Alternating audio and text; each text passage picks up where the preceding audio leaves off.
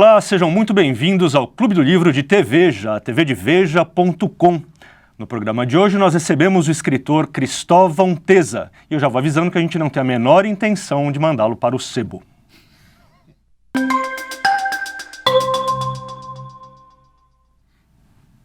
Muito bem, como eu já anunciei, nosso convidado especial é o Cristóvão Teza, que está aqui do meu lado. Eu estou aqui também com o Jerônimo Teixeira, meu colega de sempre de Clube do Livro. Boa tarde. Boa tarde. Boa tarde, prazer estar aqui. O Cristóvão é um catarinense que escolheu Curitiba, ou melhor, escolheram por ele. Você mudou para lá muito criancinha ainda, não é isso? E desde então não saiu mais da capital do Paraná, viveu lá a sua vida de escritor, que já tem 15 livros de ficção, fora alguns livros de teoria de crônicas, ensaios, certo? Os livros mais recentes do Cristóvão a gente vai mostrar agora. O mais recente de todos é O Professor, que foi lançado no ano passado, um romance. Antes disso, nós tivemos uma espécie de ensaio autobiográfico, não é isso? Que se chama O Espírito da Prosa, tá, é a capinha do livro. Um pouco antes do Espírito da Prosa, o livro mais bem sucedido comercialmente do Cristóvão Teza, que é, vamos ver aí a passagem para o livro, O Filho Eterno, que também tem um elemento forte de autobiografia, mas é um romance. É um romance. É descrito como um romance pelo Cristóvão. E daí, além desses 3 livros, como eu disse, tem uma extensa produção aí ficcional. Tá aí A Suavidade do Vento, que acaba de ser relançado pela Editora Record, que hoje em dia publica os livros do Cristóvão, mas já é um livro lá dos anos 90. E, Cristóvão, você começou, na verdade, o quê? Nos anos 70 ainda, não é isso? Eu comecei a escrever nos anos 70, assim. Comecei a escrever nos anos 70 e publicar nos anos 80. No comecinho dos anos 80, não é isso? E você está exatamente onde você queria estar como escritor hoje? Pergunta capciosa, hein? Olha, é uma pergunta interessante. Eu diria que não. Como escritor, você sempre falta alguma coisa, né? O próximo livro é sempre aquele que vai tentar resolver as coisas que você não resolveu ainda no livro anterior. Mas do ponto de vista existencial da vida, eu estou satisfeito. Eu consegui, de certa forma, encaminhar minha vida em torno da literatura, a questão da sobrevivência, a questão prática da vida pessoal. Então, de certa forma, consegui proteger minha atividade literária, assim, digamos, desse mundo selvagem aí fora, de manter meu trabalho, conseguir escrever meus livros, num processo muito demorado, né, ao longo do tempo. Então, isso me deixa satisfeito. Mas, do ponto de vista literário, eu sei que falta coisa aí. Por exemplo, o que falta? Eu não sei, eu estou descobrindo um novo mundo agora, inclusive temático, a questão, por exemplo, o mundo dos ensaios, o ensaístico, está voltando, uma coisa que foi uma preocupação durante um período na juventude. Depois eu mergulhei na literatura como ficção, mesmo prazer, narrativa. E aí a síndrome dos 50, 60 anos, você começa a voltar para outras questões, começa a entrar em pauta, né? A questão da morte, a questão do envelhecimento, isso já apareceu um pouco no Professor.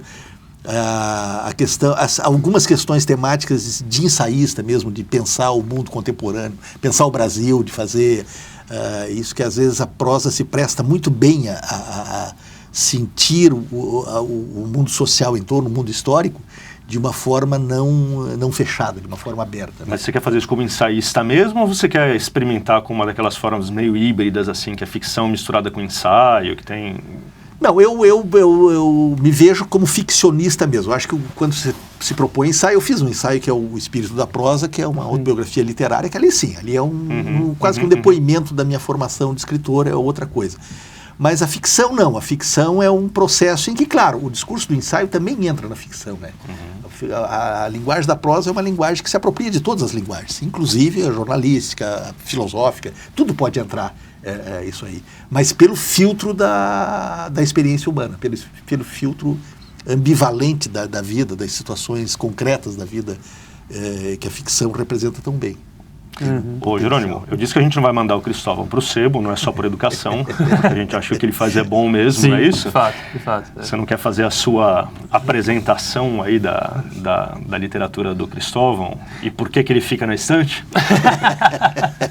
Eu acho que, enfim, é uma ficção, me corrija, até você. Assim, acho que ele é muito... O autor é suspeito, claro, mas assim, o que você apresenta ali no Espírito da Prosa, que é um livro muito interessante, né? Talvez não será o livro que eu recomendaria para começar a ler o Cristóvão Tesa, porque é melhor você começar pela ficção propriamente dita. Mas é um livro, é um depoimento, né? Parte depoimento, parte ensaio, né? Algum cabedal teórico ali, principalmente do Bakhtin, né? Que é um teórico russo muito importante para os meios, para as faculdades de letras aí no século XX. E parte também da formação biográfica dele, né? Depois a gente pode falar um pouco dos seus anos de bicho grilo, que é uma coisa engraçada. Mas ali acho que tem uma proposta muito consistente, assim, uma visão muito consistente da função do romance, para que serve o romance, como se estrutura o romance, né? E assim, é um credo realista, digamos, né?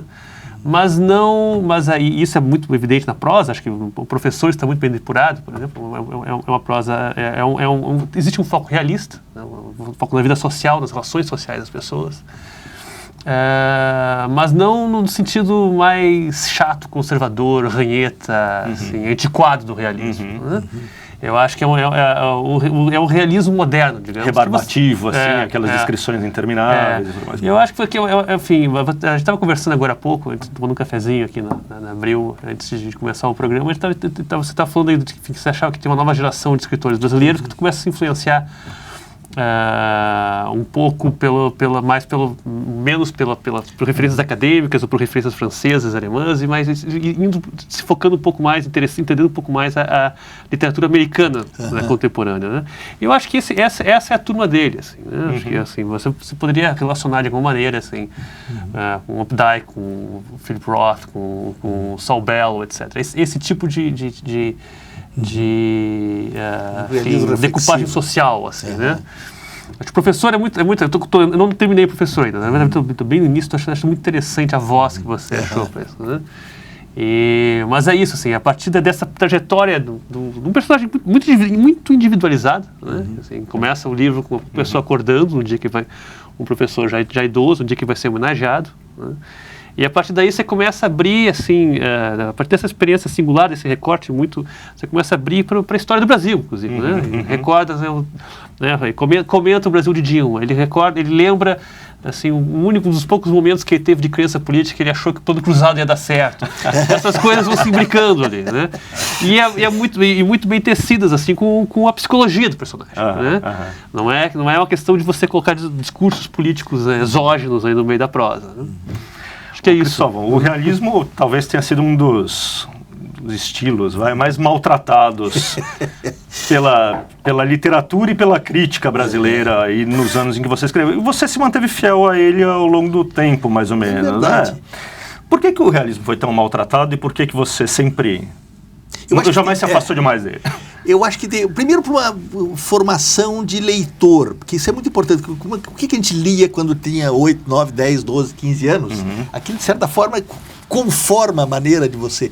Eu fui leitor de grandes narradores, né? Eu lembro do Conan Doyle, Júlio Verne, quando criança, Monteiro Lobato, as leituras... então, a coisa não só dessa questão do tipo da narração, o prazer narrativo, como a empatia narrativa. Quer dizer, livros que tinham eixos de referência narrativos, que constituíam narradores com eixos de referência sólidos. Eu sempre tive... e aí você vai para o realismo, quer dizer, tem toda uma gama de... O realismo é um conceito muito complexo para a gente tentar resumir. Sim. Mas eu diria assim que a minha grande briga foi com o relativismo pós-moderno. Aí você precisa explicar. Exatamente. As pessoas entendem mais ou menos. Na virada ali dos anos 60, 70, eu penso muito isso, que é coisa um pouco de velho, né? Você começa a voltar para trás e ver o que aconteceu, por que a minha cabeça foi para essa direção, não para aquela tal.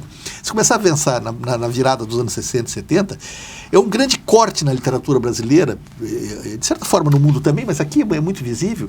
Ele pode dizer, a literatura brasileira do século XX, ela meio que, a narrativa, a prosa principalmente, ela meio que acabou nos anos anos 70. Né? Nos anos 70 você tem os grandes nomes, o último talvez o João Baldo Ribeiro, que é um escritor ainda formalmente vinculado a uma tradição narrativa. E aí nos anos 70 você teve a diáspora da ditadura, quer dizer, muita gente foi fora, e o fortalecimento da Universidade Brasileira com a importação das teorias formais, principalmente de estruturalismo, que era um fenômeno mundial, né? Até o Philip Roth faz uma sátira. Era uma coisa que estava acontecendo no mundo todo. Eles colonizaram o mundo todo, né? E aí houve um fenômeno de discurso de prestígio, porque primeiro houve uma poetização da prosa. Se o prosador brasileiro já é alguém, digamos assim, que tem uma afinidade muito grande com a poesia, né? Todo prosador brasileiro é um poeta. Culpa do Guimarães Rosa, né? É uma coisa assim. Então ali houve uma certa hipertrofia da questão poética, em que a prosa era vista como não literatura, como uma subliteratura, como isso não era... E que era exatamente uma posição dos formalistas russos na década de 20. E foi retomada pela teoria dos concretos, uma modernização da discussão teórica no Brasil, muito importante. E a prosa meio que se apagou ali nos anos 70, 80. A empatia narrativa entrou em recesso. Né? Você não era uma coisa que se perdeu. Eu me mantive fiel um pouco por estar fora do eixo, quer dizer, eu era um escritor de periferia, naquele que era pré-internet. De província. De província. Você morar em Curitiba era você estar 1.500 quilômetros longe, não era os 40 minutos, né? Você estava longe da era pré-internet. E eu fui fazendo meio por conta própria meu trajeto narrativo. O que está acontecendo agora com essa nova geração, a piazada aí dos 30, 40 anos, é que eles não têm essa memória dos anos 70, 80, já é uma geração da internet, e já globalizada também pela influência da narrativa de língua inglesa. Né? Nasceu limpinha já. Exato. Ela já vem com outras referências, que não aquelas que atormentaram, deram a medida, o quadro para o que dominou nos anos 80. Eu vejo sempre tem uma simplificação nisso aí, claro, vocês dão um desconto, mas eu vejo muito que houve essa virada. E então hoje mudou, hoje você tem uma outra referência, outros sistemas de valores literários. Né? Você sabe que por mais ou menos um ano eu mantive um rodapézinho literário aqui na Veja, que era dedicado só a autores brasileiros. Isso foi ali no começo dos anos 2000, que era um momento que estava começando a ter uma retomada de ficção brasileira. Mas mesmo assim era muito difícil selecionar os escritores, os livros. Não tinha essa profusão de jovens autores fazendo coisas interessantes, diferentes que tem agora. Era preciso garimpar mesmo. Hoje seria mais fácil fazer uma empreitada desse tipo, né? Teve mesmo um silenciamento de geração. A literatura se refugiou muito na universidade. Surgiu a figura do escritor, professor, porque se pegar até os anos 50, ali, 60, você tinha o jornalista escritor, o escritor estava em outra parte, ele estava vivendo, tanto que havia uma prosa brasileira que conversava muito com o país, assim, do ponto de vista direto. Você pega o Antônio Calado, o próprio Coni, Pessac, a Travessia, né? Havia uma prosa que comentava o país, né? E isso mais meio que desapareceu, ela sumiu do mapa, ou pelo menos não conseguiu mais ter visibilidade. Ou por ser, às vezes, panfletária demais, questão da polarização política, né, de esquerda e direita, ou porque não tinha, ou era especialista demais, muito especializado, teórico, um discurso que ficou fechado. E então a universidade, ao mesmo tempo que sofisticou a discussão teórica, ela meio que bloqueou essa passagem. E os best-sellers, por exemplo, das listas de best-sellers, os brasileiros desapareceram. Eram todos estrangeiros. E se você pegar 10 anos ali até os 70, ainda tinha, a maioria era brasileiro, né? O pessoal lia. Fernando Sabino lia, o Rubem Fonseca lia, o Jorge Amado lia, é verdade. Era o Érico Veríssimo, que eles entravam isso, eles meio que subiu. Claro que tem outros fenômenos ali. Tem um fator que se ampliou também a base de leitura, se ampliaram as redes de livraria, se ampliaram, né? Então, os gêneros mais popularescos começaram. Exatamente, e entrou um universo de leitores novo ali do Plano Real para frente, quer dizer, o aumento da classe média brasileira, um leitor que sem a tradição literária em casa, um novo leitor. Né? Porque, de certa forma, a elite de leitores que se permaneceu no Brasil é aquele cujo pai é professor, você tem livro em casa, de repente, você tem uma massa de brasileiros que está entrando pela primeira vez na palavra escrita. E aí é um outro mundo, é uma coisa que às vezes é até assustadora, né? Você pensa assim, ó. Deixa eu fazer uma pergunta sobre O Filho Eterno, né? Que foi um livro que fez muito sucesso, um livro muito bonito, tem muito a ver com a sua experiência e de vida, né? Fala do seu filho, que tem síndrome de Down e tudo mais. Mas narrado na terceira pessoa. Mas narrado na terceira pessoa. Não aparece lá eu, Cristóvão Tesa. Exato algum do livro. Exatamente. Né? Mas é interessante, né? Você não sofreu a maldição do grande sucesso, né? Como é que foi ter um livro, depois de tanto tempo fazendo literatura, ter um livro que realmente explodiu, que realmente vendeu muito bem, que te permitiu até sair da universidade com tranquilidade para viver como escritor, né? E premiado também. Foi premiado, né? Os principais prêmios desse ano. Ficou pesando aquela coisa, eu tenho que fazer um novo desse tipo, ou foi fácil escrever o próximo? Como é que foi?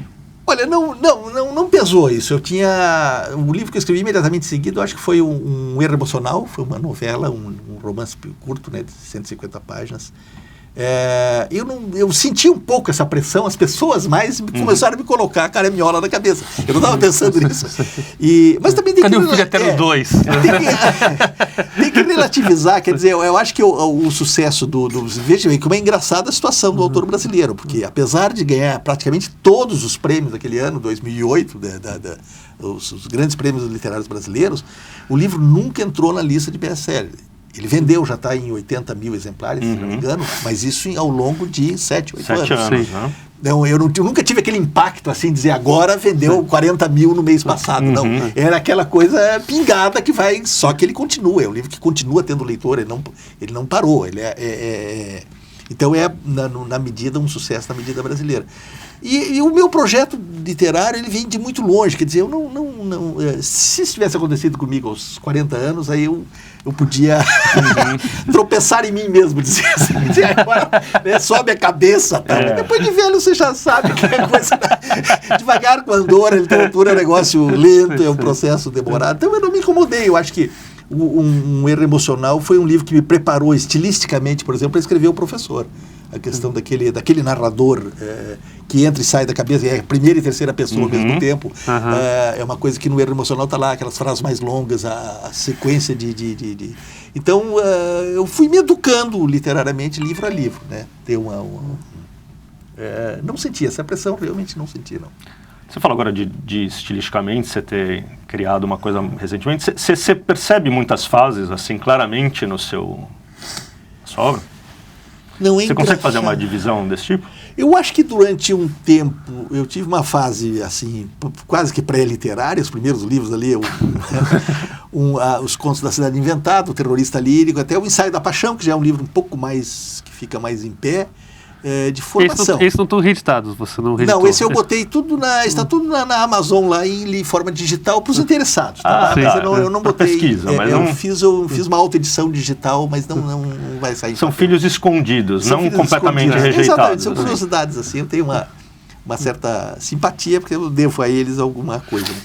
Depois, com o Trapo saiu em 88, foi o meu primeiro livro que saiu nacionalmente. Teve resenhas, saiu no Brasil todo. Foi a primeira vez que eu saí da província mesmo e apareci. Era uma grande editora brasilense na época. E ali eu tive uma estabilidade de narrador. Eu escrevi vários romances, o Trapo, o Juliano Pavolini, que vai virar filme agora, o Caio Blatt. Depois o Juliano Pavolini, A Suavidade do Vento, esse que saiu, O Fantasma da Infância. Eu fui trabalhando, digamos assim, eu dominei o métier narrativo, mas é uma literatura que amadureceu ali. Aí, com o Breve Espaço Entre Cor e Sombra, de 98, eu comecei a arriscar outras, a me aventurar, a ir um pouco adiante. Né? Depois tive um interregno acadêmico, fiz meu doutorado e tal. Qual é o tema do seu doutorado? Foi de 98 a 2002. O tema era justamente o formalismo russo, entre a prosa, a poesia, Bakhtin e o formalismo russo.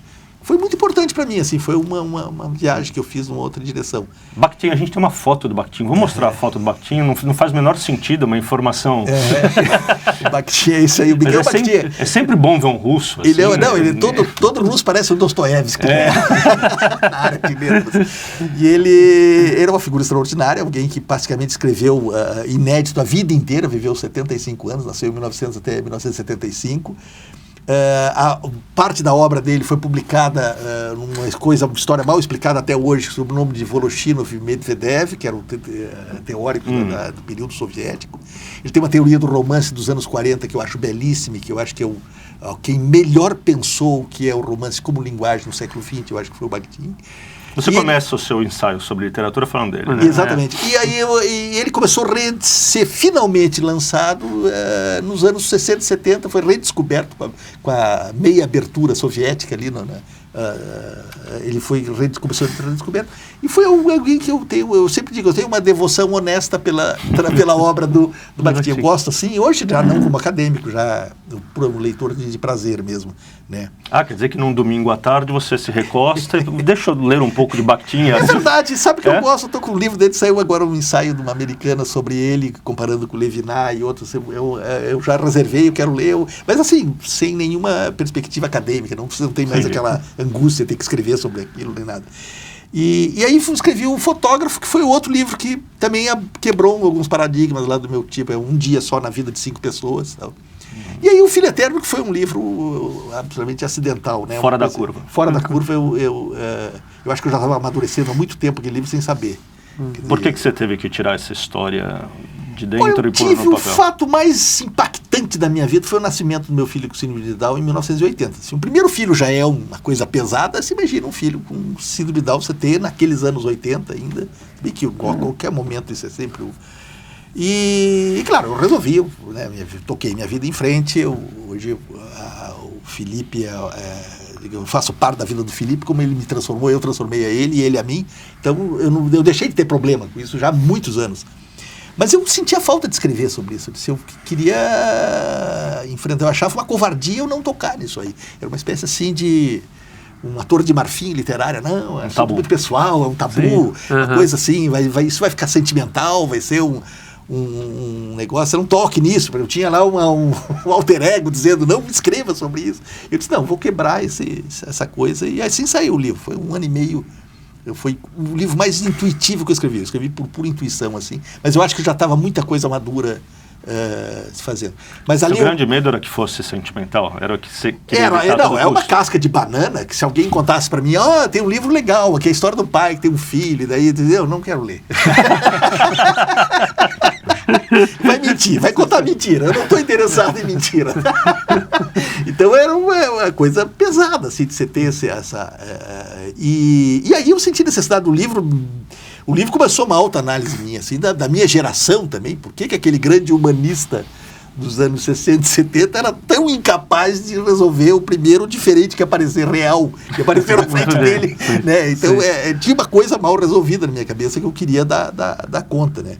E claro, a gente não vive você não vive, a literatura dá uma dimensão, uma intensidade dramática que a vida real não tem. Você recebe um choque num dia, um mês, e depois você toca a tua vida, as coisas vão se arrumando. Só que quando você lê o livro ele fica forte, né? É um livro muito forte. Ele concentra a experiência. Você concentra a experiência para botar todo o foco naqueles minutos chaves, em momentos diferentes da vida, que você realmente é transformado por isso, né? E foi um livro assim que me deu E eu estava com muito medo. Quando eu lancei, eu disse, não, vou ser massacrado pela crítica. Vou dizer que eu estou apelando. E não, foi surpreendente, foi a resposta. A gente conversou na época do lançamento, você tinha acabado de lançar, estava para lançar o Filho Eterno, e você comentou que a leitura daqueles livros de memórias, falsas memórias, digamos, do J.M. Coetzee, o sul-africano, tinha sido importante você achar aquela voz narrativa. É verdade. Acho que tem foto do Coetzee também aqui. Coetzee é um escritor, hoje eu considero o maior prosador contemporâneo. Assim, ele Olha, outro barbudo. É uma figura fantástica, né? E de um país assim também fora do eixo, né, da África do Sul, ele tem todos os problemas do mundo, né?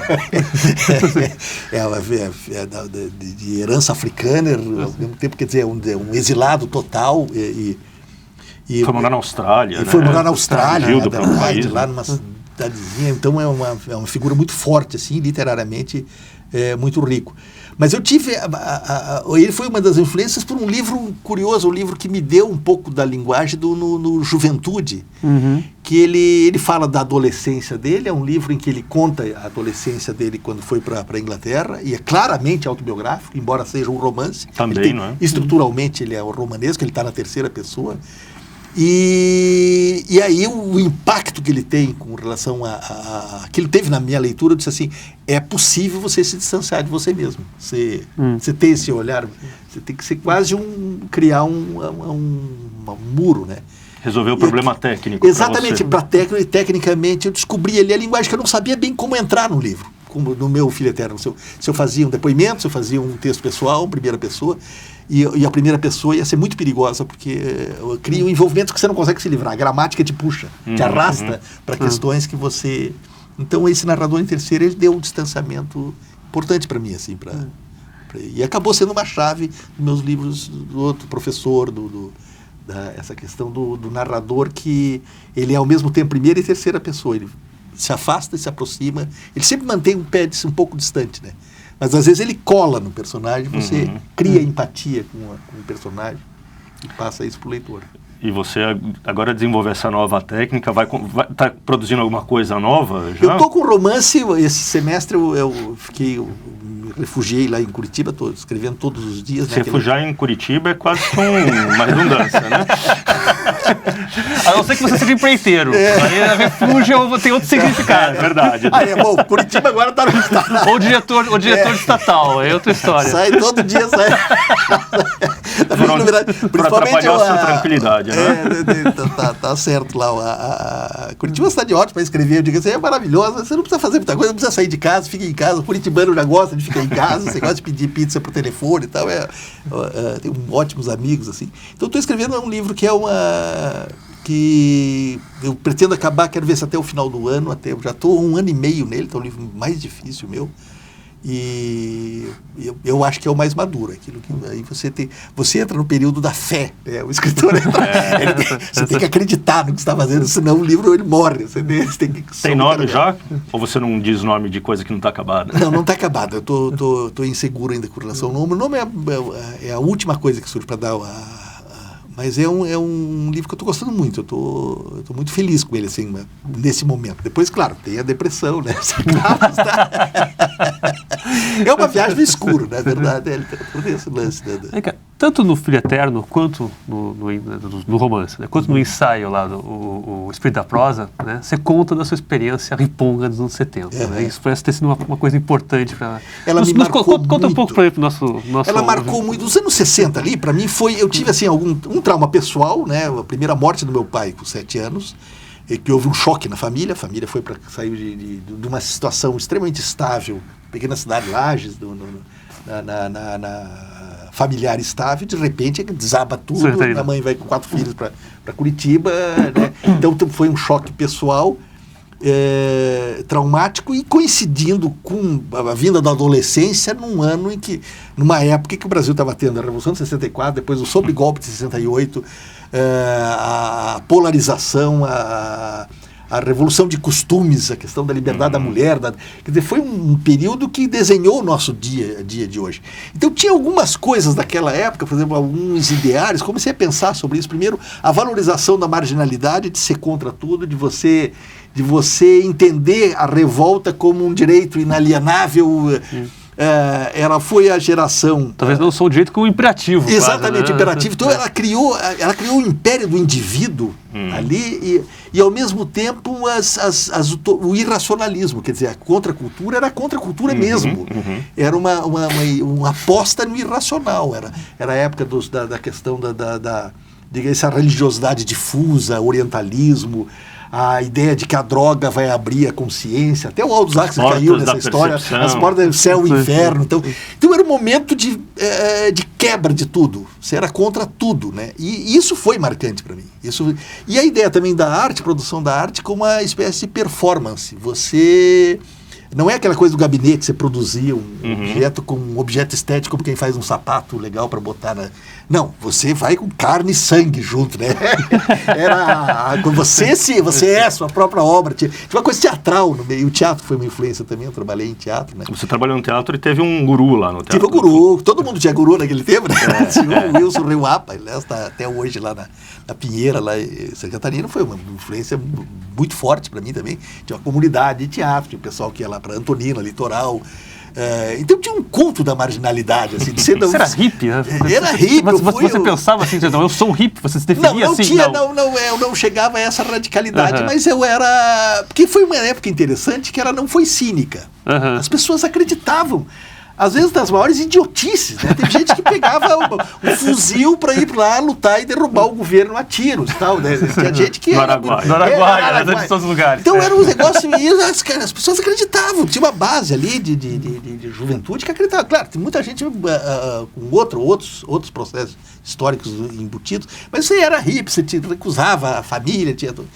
E uma hora chegou, como diz o John Lennon, o sonho acabou, né?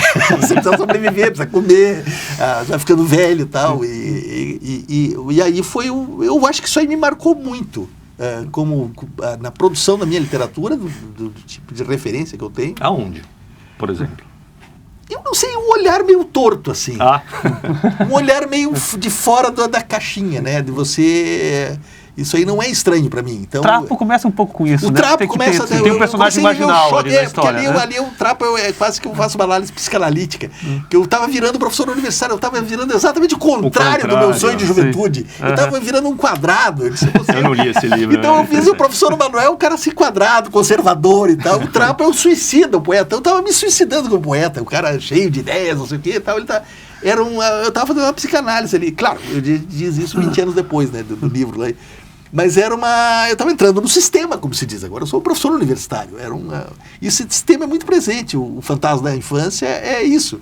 É o cara que está bem de vida e de repente chega aquele amigo de infância que sabe. Né, eu sei o que você fez. Né? Eu sei que você fez. Que é daquele verão em Arembepe, né? Então o cara ele se sente ameaçado da estrutura. Enfim, eu acho que isso aí me deu essa duplicidade, essa capacidade de entender esse outro lado tal, né?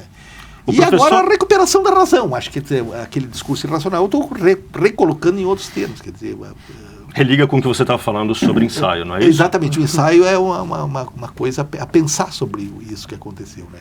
O professor é um acerto de contas com o seu tempo como professor também ou não? Não é isso? Não, o professor é um outro livro intuitivo. Eu usei ali toda a minha experiência do clima universitário. Tanto que eu não me baseei em ninguém. As pessoas dizem, não, aquele professor é o fulano. Não é ninguém ali. Eu não botei nem cidade. Né? Sabe-se apenas que não é o Rio de Janeiro, que ele vai para o Rio de Janeiro uma hora, mas não diz ali qual é a cidade.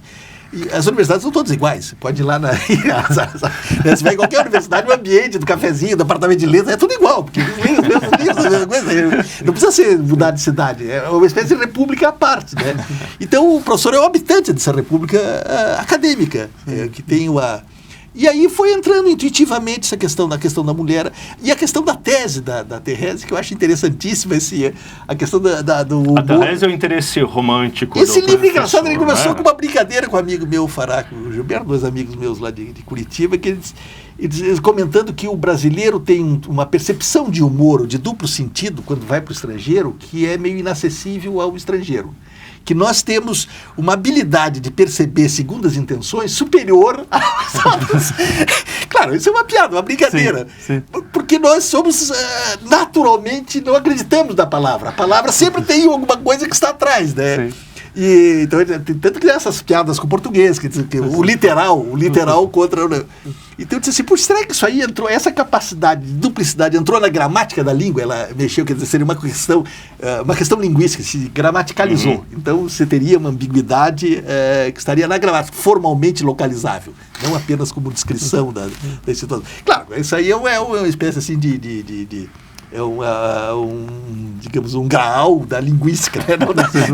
Você não vai localizar tem como achar isso. Então ela tinha que ser uma mulher de fora. A Thérèse é francesa, né? E ela é judia, então é alguém completamente fora da coisa, que chegou no Brasil depois, mais tarde, e ela percebe esse lance da linguagem brasileira e propõe para o professor essa tese de doutorado. E o professor é alguém que leva uma vida dupla o tempo todo, a vida dele inteira dupla, né? Então eu achei que encaixou assim bem. Foi uma coisa mais intuitiva. Achei interessante a escolha dele ser professor de filologia românica, né? Porque era uma... Que é uma disciplina que meio que assim, que deu o estruturalismo meio que patrolou, né? Exatamente, assim, era uma disciplina antiga. Nietzsche era filólogo, sei lá, exatamente, século XIX. Até os anos 50 você tinha ainda a filologia românica, que era uma coisa, claro, que uma historiografia da história da língua.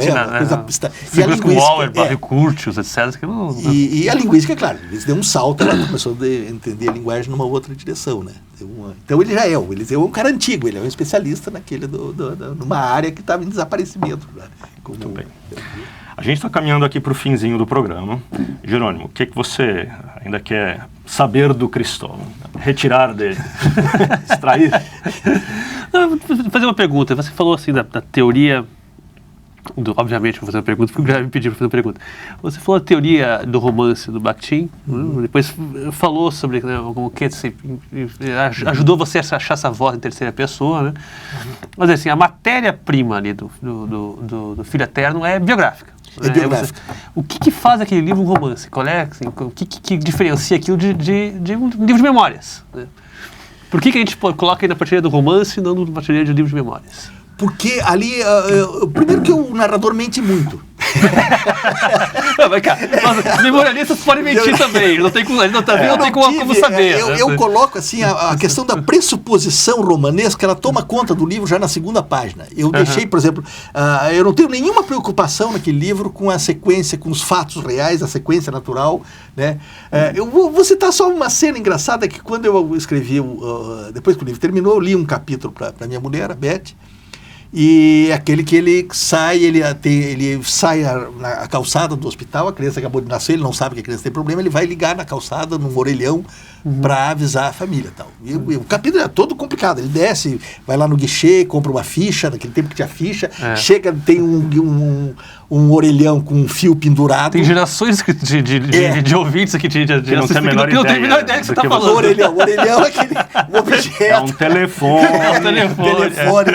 Que botava ficha para falar, etc. E tem um que tem um fio pendurado, ele vai no outro, que vivia depredado, né? Qualquer cidade do Brasil, você sempre está depredado, vai lá no outro e telefona. E aí a minha mulher disse assim, mas você avisou a família do telefone, estava no lado da cama, pegou o telefone e ligou. Eu não me lembrava de nada disso, né? Não é relevante. Mas todo aquele momento, aquele capítulo, ele é todo ficcional. Ele é uma construção romanesca para dar consistência ao personagem. Ele vai lembrar da juventude dele. Sim. Aquele fio pendurado lá tem sentido, a questão da comunicação, a questão do... Eu nem tinha pensado nisso, um crítico que observou isso aí, que é uma cena chocante, assim, chega aquele fio pendurado, não está ali por acaso. Né? É intuição narrativa de você pegar essa... Mas é verdadeiro do ponto de vista da sua experiência. Exatamente, né? Do ponto de vista da experiência, sim, mas eu passei a pensar o livro não mais na questão biográfica, mas na questão da unidade interna romanesca do livro. Tanto que eu sempre releio alguns trechos e eu disse assim, eu não sou esse monstro aqui. O livro criou uma... Né, Você perguntou lá em casa? Sim. Muito bem. Olha só, a gente fez um programa diferente hoje, né? Que foi um bate-papo, quase uma entrevista com você, não é assim que a gente faz normalmente. Então, como a gente não mandou você para o sebo, eu vou te perguntar se você quer mandar alguém ou alguma coisa para o sebo. Para encerrar aqui a nossa conversa. Não, eu não vou mandar. Eu tinha problema como crítico literário, eu escrevi resenhas. Escrever resenhas boas? Eu tinha uma coluna lá do Rodapé e cheguei a escrever 2 ou 3 resenhas contra o livro, mas eu que ficava sem dormir depois. Aí eu encerrei, eu disse, não, eu sou um autor que comenta livros, aqueles que me agradam, eu não tenho essa vocação, é uma questão de vocação, mas não é de fazer média nem de nada, eu acho que a crítica é extremamente importante, mas você precisa ter um certo olhar que eu não... era pesado, assim. Eu acho que eu... E o sebo é um espaço muito legal, pensando bem. No fim vai ser uma espécie de museu do livro, vai sobrar do livro. Não, eu sempre recomendo que vocês visitem, que as pessoas visitem sebos. É verdade, né? Mas o sentido disso é assim, aquele livro que você não quer mais ter em casa. Aliás, eu não tenho um problema, lá em casa está pilhas de livros, e todo dia eu chego, tenho que tirar, tenho que fazer essa seleção. Então, isso aqui eu vou mandar para o sebo. Você manda um e-mail para a gente revela aqui quais são os livros que você vai mandar para o sebo no próximo programa. Tá legal. Já temos um bom tema, hein? A decadência da arte de falar mal de livros. No próximo programa. Tá certo. Olha só, muito obrigado pela visita, Obrigado pessoal. a vocês. Obrigado, foi um prazer Jerônimo. conversar aqui. Foi um prazer tê-los aqui. Obrigado, até o próximo Clube do Livro.